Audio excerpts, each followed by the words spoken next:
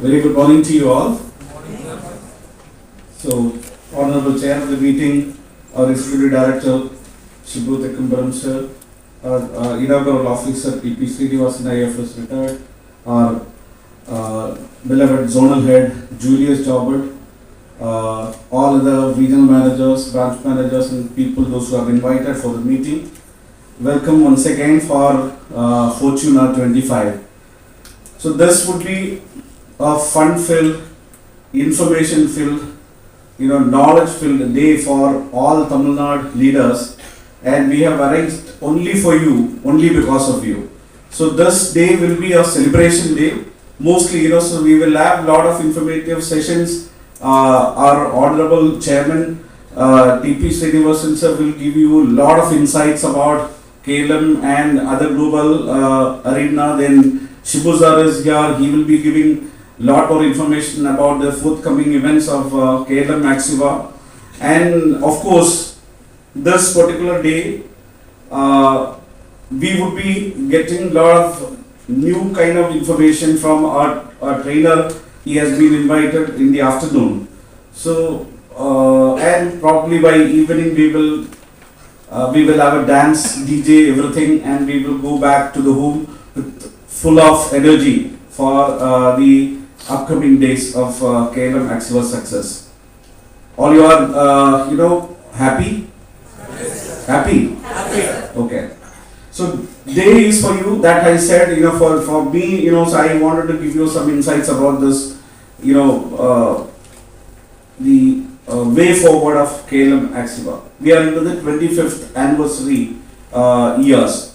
So last 25 years has been quite challenging for KLM Axiva. We started with one branch there in Kerala. Kodamangalam was the place where we born, and our beloved Executive Director, he has lot of dreams, and he started this firm with a humble beginning, and after probably 10-15 years, so we grew up to a level where all other big giants, probably so you are going to be one among the competitors of the biggies. So likewise, for the last 5 years, we are in the fast mode. We are in the 4th and 5th gears.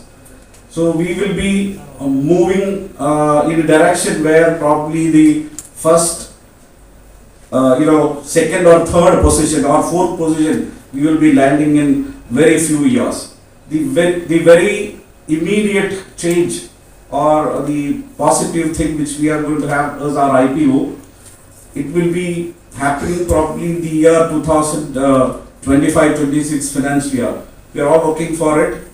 Lot of consultant has been assigned for working the initial fundamental activities for the IPOs. You might be knowing lot of things need to be done for IPOing or your shares to be listed. It should be there in the Pakka 100% profitable proposition when you are listing there in BSE or NSE. So we are keenly watching, we are keenly working for it, which is happening across the head office departments and branches. You will also be getting lot of calls for correcting some nuances which has probably been an ingredient for our profitable proposition. Are you all following me? Yes. Yeah. So the 25 years of saga, we have created about 1,000 number of branches in the group, about 700 branches for KLM Axiva itself. We are serving about 5 lakh active customers, which is not a small number for that matter. You there in Tamil Nadu, we have almost 125 branches, which is very pivotal for KLM Axiva's success. Almost 50-60% of branches are into profits, and some of branches are nearing profit, and some are trading where so you need to gear up. You need to become a profitable branch within probably 40-50 days. Business we require. I'm not going deep into the business numbers today, but everything boils down to the numbers. Like when somebody there in Maharashtra or Gujarat, who is looking at KLM Axiva's numbers, they will be looking at the profitable numbers for buying their shares. Clear or not? So when somebody who is not knowing the KLM Axiva's board or Nayanthara's face, they will be looking at the numbers while they are going for buying this shares. So if your branch numbers are very lucrative, your profit is very high, which is gradationally growing, organically growing, then people would be very much confident on buying your shares, and it will grow further and give lot of profit for the buyers. That should be the positive motto. For that, employees are key for that. The workforce or the warriors of KLM Axiva is you. You should be very happy, you should be knowledgeable, you should be having very positive mindset while we go forward. Because of that, we are all, together here for understanding about KLM Axiva and its, forthcoming days success. We will understand lot more things during the day. Information will be flowing from all these leaders, and you will be getting lot more, positive vibes when you go back to the home. Anyway, our departments, our other branch managers, other CSE, CROs, everybody is watching Fortuna 25, which is happening there in Chennai today through this online media. So you should be, giving very, very bigger positivity today for all KLM Axiva's people. So let's begin with a positive note. I'm eager to wait Srinivasan sir's speech, Shibu sir's speech, and the message which they are going to give you. The future of KLM Axiva is highly fantastic.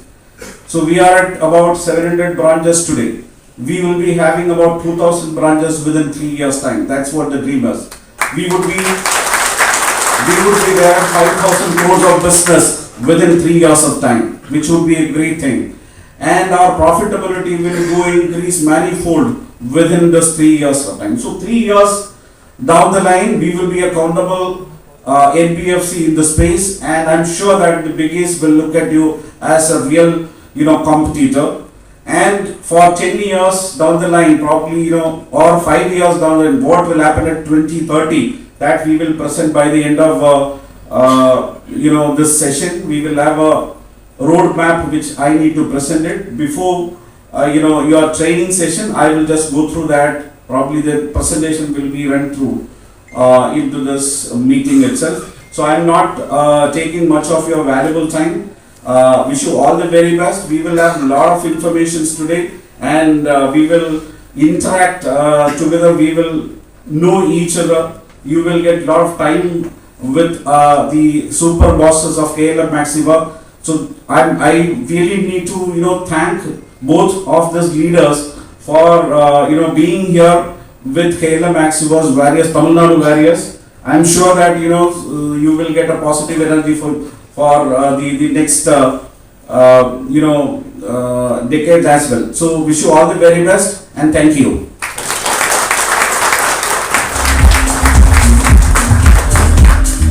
Thank you, sir, for the informative speech, and I'm sure that you are very inspired by the speech of introductory speech of our Honorable CEO Manoj sir. Sir, சொன்ன மாதிரி நம்ம கம்பெனியோட விக்டரிக்கு reason வேற மட்டும் இல்ல. அதுக்கு reason என்ன sir? என்ன சொன்ன நீங்க ஒவ்வொருத்தருதா, right? So big round of applause to all of you. So thank you sir once again. And now let me invite our honorable executive director Shibu sir for the presidential speech. Welcome sir.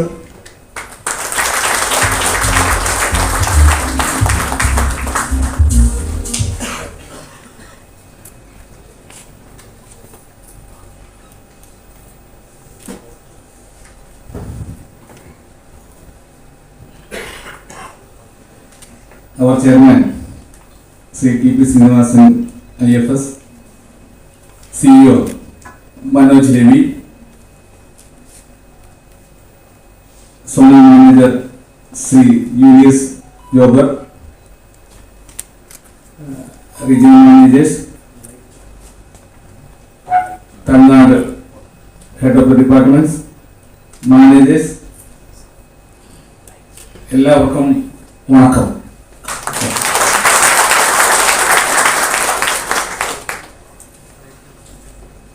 KLM Axiva is happily celebrating its silver jubilee, marking 25 years of success. As part of this celebration, staff gatherings are being held across all states. I am very happy to be part of the Fortuna 25 Employee Summit in Tamil Nadu and to see the dedication, hard work of our team here. Tamil Nadu has achieved great success with around 100 branches, strong business growth and a team of committed employees. Your hard work and support have played a big role in this achievement. I sincerely thank each one of your valuable contributions. As you know, Chennai has become one of our strongest markets with the association of Lady Superstar Nayanthara as our brand ambassador. Over the last 25 years, KLM has grown tremendously. Our strength lies in advanced technology, customer trust, and excellent service done your branches. Today we proudly stand with around 1,000 branches, 3,500 employees and around 5 lakh customers across 10 states. Here CEO already mentioned, this year we are planning our IPO public issue, which is a major step forward. We are also focusing expanding internationally, raising 5,000 gold loans, 5,000 gold loans, and increasing our branch network up to 2,000 within 3 years.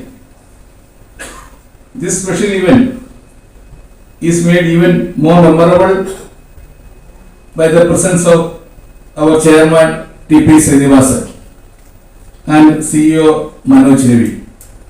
I sincerely thank each one of you for your hard work and dedication. Together we will reach even greater heights in the future. Thank you. Started this, obviously he was thinking in terms of Kerala and the possibilities of development within Kodamangalam, the small town that he comes from. But I can see that he had bigger plans. He was not confining himself to Kodamangalam or Ernakulam district or Kerala alone. And within these 25 years, he has really developed that vision, and that is why KLM is so big and effective. So let us give him a big hand to congratulate him on success. You know, we are all here because of one man. If he was not there, none of us would have been here. Well, India is growing very fast, you all know. And we have a dream. It is just not the Prime Minister's dream, but our dream that in 2047, India would be a developed nation. I'm sure many of you have traveled abroad to know what a developed nation means and how far we are from that objective.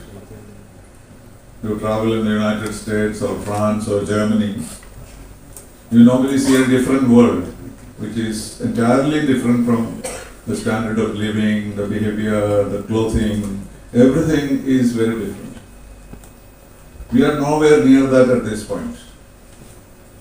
Of course, from the time that we became independent, since then India has grown.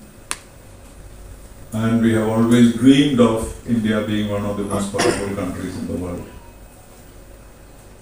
Of course, from a soft power point of view, India had always been a leader, in the sense that our culture, our leadership, our scriptures, our general knowledge, our inventions, all been going around the world. So we have reached a take-off stage.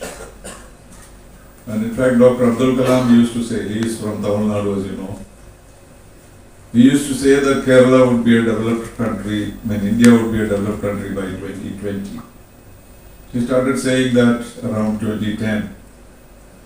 And I used to wonder what he meant by that, because 2020 reaching a developed nation status was not even thinkable for us. But he kept repeating it. And one day I asked him, sir, are you very sure that we will be a developed country in 2020? He said, dreaming does not cost anything. We can always dream for the best and the highest. If we will not accomplish it, it does not matter. But if you aspire for it, that itself is valuable. And now we have shifted that date to 2047, when we will be completing 100 years of independence. We have had a very rapid growth, particularly after Dr. Manmohan Singh's reforms. I'm sure you all know it better than me. And our growth had gone up to 11 to 12%.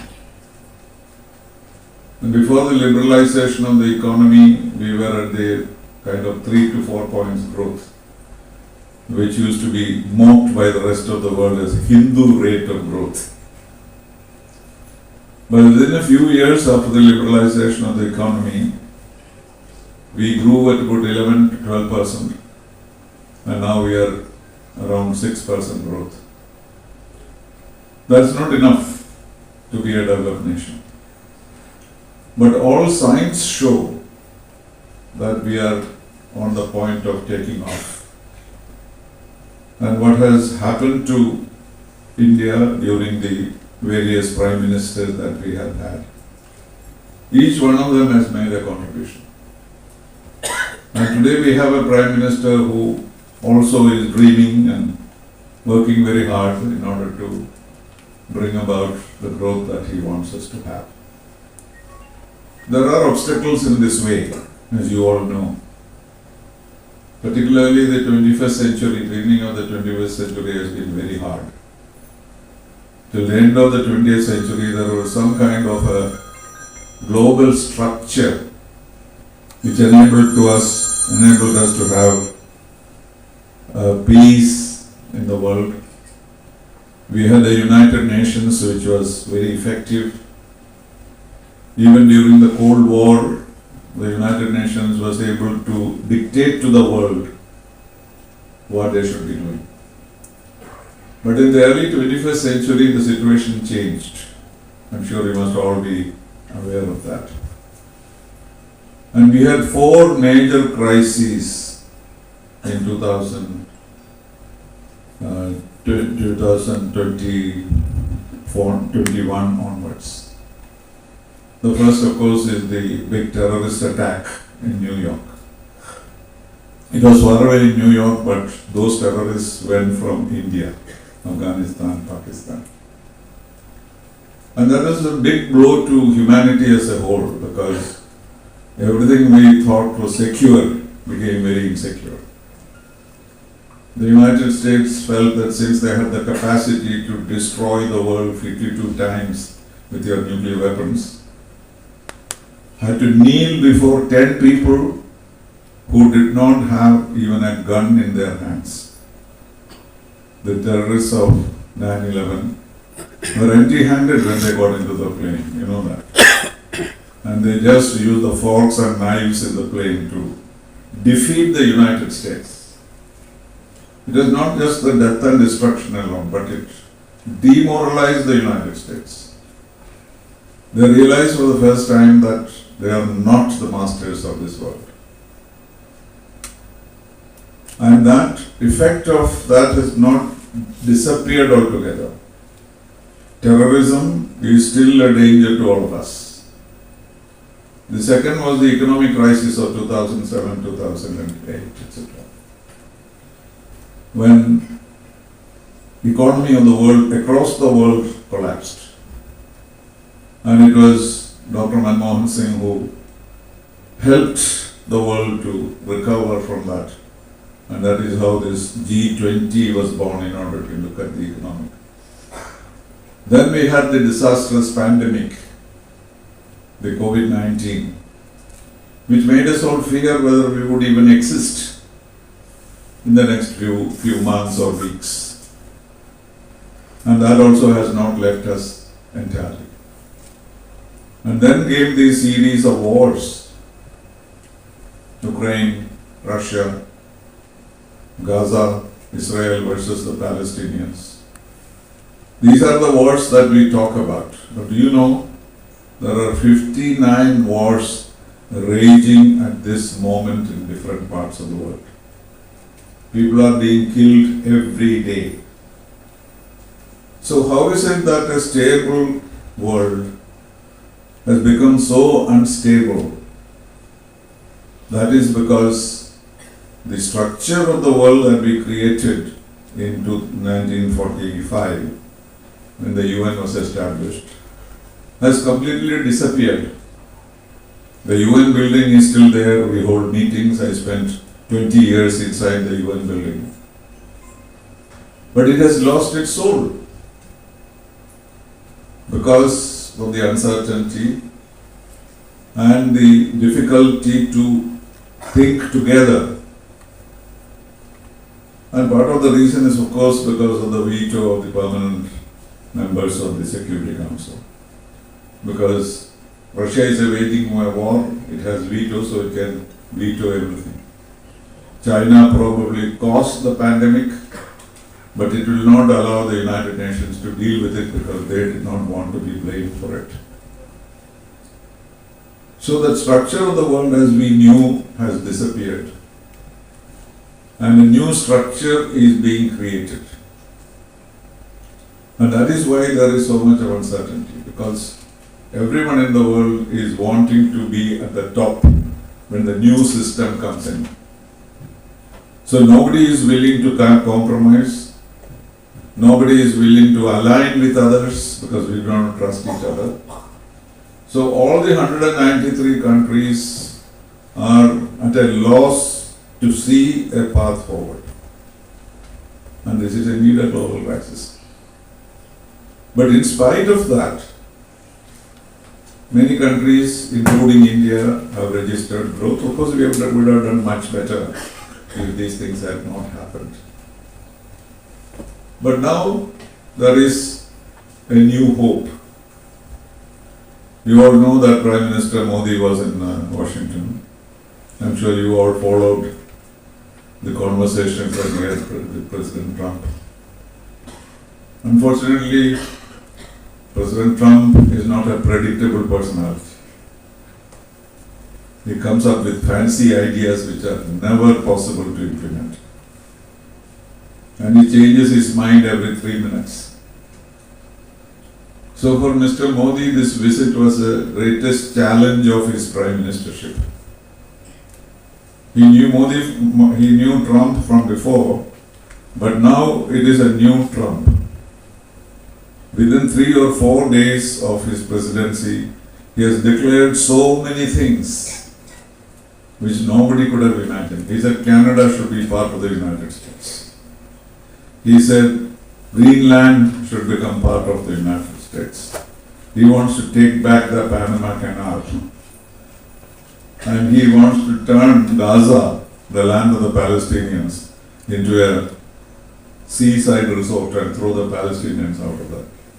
I mean, he's proposed such a chaotic agenda. And I was wondering what Mr. Modi would do when he meets him. Can he say what you're doing is right? But I think Prime Minister was very clever. he avoided all these issues. He said, I have come here to improve my relations with United States and to have a good relationship with my old friend, Donald Trump. That changed the whole agenda of the Washington meeting. All of us thought that he will go and challenge him. Why do you want Canada? Why are you doing this? Why are you destroying the world? Nothing. He said, how many things I can get from you? What support will I get? In defense, in technology, in education. And Trump was very, very reasonable. If you look at the understanding reached between them, ushers in a new world of cooperation between India and the US. Whatever is said and done, US is the leader of the world and will continue to be so. So taming Trump was a major part of this exercise.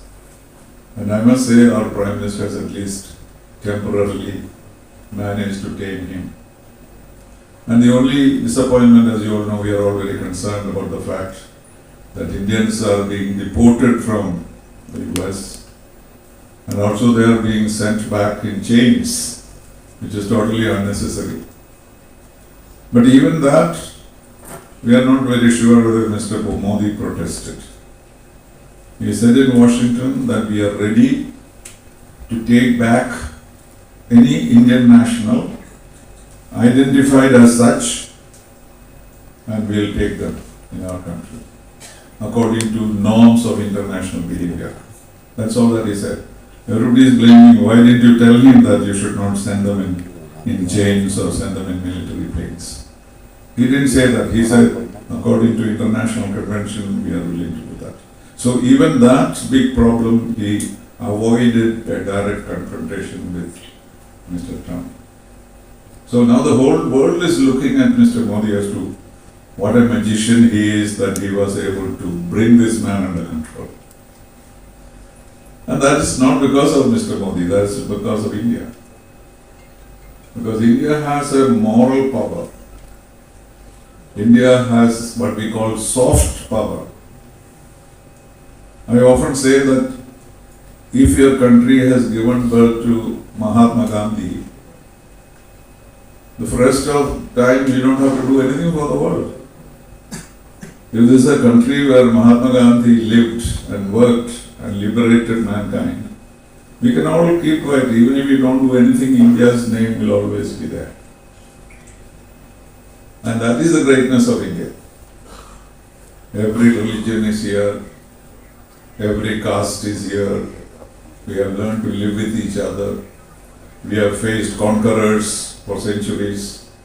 The British came and conquered us for 200 years. But in spite of all that, what made India successful and what you are all today here is because of the moral fiber, moral courage and the strength of India. So, I said all these gloomy things in order to tell you that you should not be disappointed. Because if you look back at India's history, you will know there were several times when we were on the verge of disaster. The partition of India, millions of people were killed on the railway platforms of India when the population moved to Pakistan and India. There were many points of desperation. But we do see that we have the capacity to deal with these crises, and that is basically because of the strength we have. And here you have to look at each other yourself. Because India's economy depends on activities of companies like you. It's not only Ambani and Adani. Shibu Thakkapuram is also building the nation.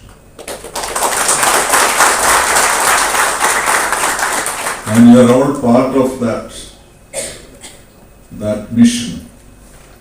And in the last 2 years that I have seen this company growing, I feel satisfied that maybe because I am there that is all happening. That's only for my own pleasure. But you know very well and I know very well that is not the reason. But somehow I have had the good fortune to see this company grow.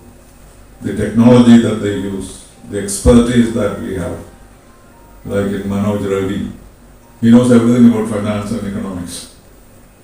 At his fingertips, what more do you want? And you also have technological improvement. Technology is a challenge. I'm sure you must have all been facing that challenge as to how you cope with technology. Particularly because in the banking field, opportunities of misusing technology is very high. You all know that. I'm scared when I see a phone number which I do not know. It will be somebody who will say that you are arrested internally, internationally or something like that. And then you start shivering, isn't it? So now we've been associated, we have been assured that these banks, even Amitabh Bachchan is keeping assuring you every day. Don't be afraid. We have the capacity to deal with it. So, artificial intelligence, for example, is growing minute by minute. We all thought that artificial intelligence is coming, let it come. But do you know, all of you are using artificial intelligence today. You write a WhatsApp message, then in the corner you will find a little note, can I help you to rewrite this? Have you seen it? And you must use that. Then what the English that you write will be much better than the English that you know. It's artificial intelligence. But it has also the capacity to destroy creativity among people. Because you're all writers, I'm sure you must have written novels and plays. Now you don't need to write any. You go to ChatGPT and say, I want a novel with one hero, a heroine, a villain, etc. They will immediately, within 3 minutes, you can write the novel. Then what happens to your own creative mind? But it should be, therefore, we need to not only master technology, but also conquer it. And that is a spirit we should have in dealing with it. I think particularly banks are very, very vulnerable. You heard the story in Kerala the other day. One man goes into a bank, shows a knife, takes 10 lakhs and disappears. It took us 5 days to find him. How could you? One man just goes into a bank and takes 10 lakhs and pushes off. So we are all vulnerable because of technology. He must have mastered something which enabled him to open the vault or whatever. So that kind of difficulties we have. But technology we are always afraid of, even in the old days. When computers came in Kerala, there was a strike. We don't want computers. Now there's nobody in Kerala without a computer. So similarly, people are saying we don't want artificial intelligence. But we don't have to worry. These are human-created technological advancement and humans have the capacity to deal with it. But it is the individual who contributes to this awareness and the capacity to deal with technology. And that's also, I have seen that technology is being used extensively in KLM Axiva. So you are in the right place, you are in the right time. India is growing to go very fast, and the company is going to be a listed company in the next couple of years. A lot of hard work is being done about it, you must be aware. And so we should look forward to the future. And the whole purpose of this gathering of those who are looking for this company. I have been to several of them. I have never heard any complaint from anybody. And everyone is only keen to get this developed as fast as possible. So enjoy yourself, the day is yours. And I'm sure you will learn more about your trade from today. But more than anything else, remain united, work hard, and enjoy yourself. With that message, I'd like to inaugurate this conclave and also wish you all the very best and the company all the best in the future. Thank you.